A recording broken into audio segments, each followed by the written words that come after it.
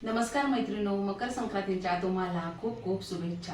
आपण आज खूप दिवसांनी भेटत आहोत। तर मकर संक्रांतीच्या दिवशी मी आज गुळपोळी आणि तिळपोळी कशी बनवायची ती दाखवणार आहे। चला तर मग आपण साहित्य बघूया। इथे मी मोजकस आणि अगदी कमी आणि घरी असलेलं साहित्य घेतले। तिळपोळी म्हटल्यावरती आपल्याला पहिले इथे तीळ लागणार आहेत। इथे मी अर्धी वाटी तीळ घेतले, अर्धी वाटी गूळ घेतलाय, वेलची पावडर घेतले, जायफळ घेतलाय, ओला नारळ किसून घेतलाय, इथे गव्हाचं पीठ घेतलंय आणि तांदळाचं पीठ 1 वाटी घेतलंय। हे दोन्ही मी 1 वाटी घेतले। आता आपण काय करूया, हे गूळ आहे ना याच्यात गरम पाणी टाकून हा वितळवायला ठेवूया। म्हणजे तो त्यात विरघळला तोपर्यंत आपण तीळ भाजून घेऊया। सर्वप्रथम आपण ना तीळ भाजून घेऊया। अगदी हलकेच भाजायचे, अगदी मीडियम आचवर आपण हे तीळ भाजून घेऊया।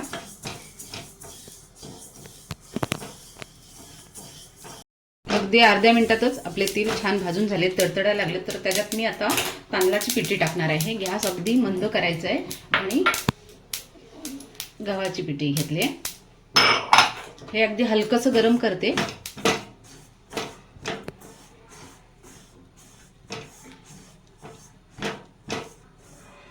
हे अगदी अर्धा मिनिटच भाजून घ्यायचंय। हे छान अर्धा मिनिट आपण भाजून घेतले। आता आपण हे कणिक मळून घेऊया।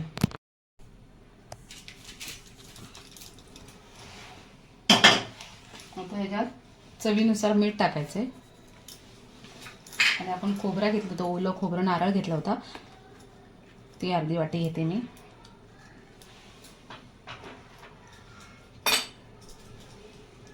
अर्धा टीस्पून वेलची पावडर आणि जायफळ थोडा किसून घ्यायचा, अर्धा।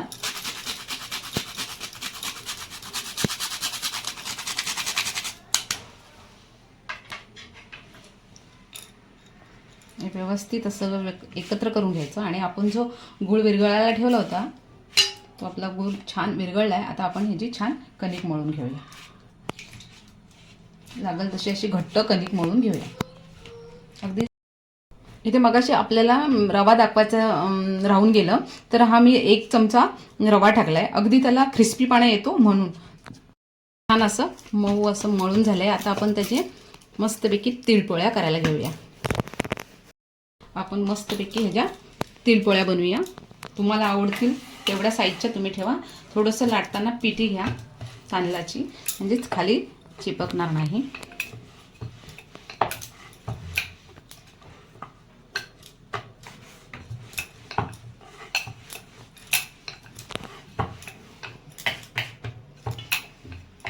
झाली पोळी। आता आपण त्याच्या मस्तपैकी त्या वाटीच्या साच्याने तुम्हाला जेवढे साईज पाहिजे त्याच्याने तुम्ही अशा पोळ्या लाटायच्या, पुऱ्या तयार करायच्या।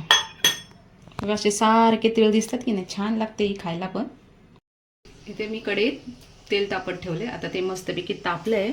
आता मी त्याच्यात पोळ्या सोडून घेते।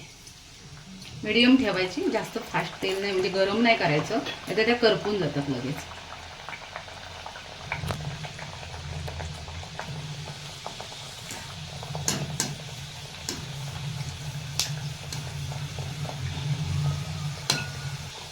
मस्त अशा खरपूस पोळ्या तयार होतात,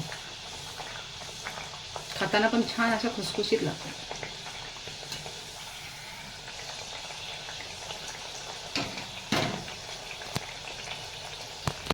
छान अशी खरपूस भाजून घ्यायची, ह्या टम्म फुगत नाहीत, ह्या अशा बिस्किटासारख्याच खुसखुशीत राहतात अगदी, तेल वगैरे काही खेचत नाहीत। अशा प्रकारे आपण ना सगळ्या तळून घेऊया। छान अशा पारंपरिक तीळ गुळाच्या पोळ्या तयार झालेल्या आहेत। त्या गरमागरम आहेत तोपर्यंत ना आपण त्याच्यावर असं छानसं असं साजूक तूप सोडून घेऊया, मग खायला पण छान लागतात। तुम्हाला आवडत असतील तर त्या दुधाबरोबर पण छान लागतात आणि अशाही खूप छान खुसखुशीत लागतात। तर बघा, तुम्हाला मी एक आपली गुळपोळी तोडून दाखवते, अशी खुसखुशीत बिस्किटासारखी लागते, अगदी उत्तम अशी लागते। असा हा आपला पारंपरिक पदार्थ आहे, काळाच्या ओघात हरवत चाललाय, पण म्हणून मला आजीची आठवण झाली म्हणून मी आज खास बनवल्यात। हा जर पदार्थ तुम्हाला आवडला असेल, आपली ही गुळपोळी, तर तुम्ही बनवून बघा आणि मला कमेंट करून नक्की सांगा। हा जर पदार्थ आवडला असेल तर लाईक करा, सबस्क्राईब करायला विसरू नका। थँक्यू। भेटूया आपण पुढच्या रेसिपीला।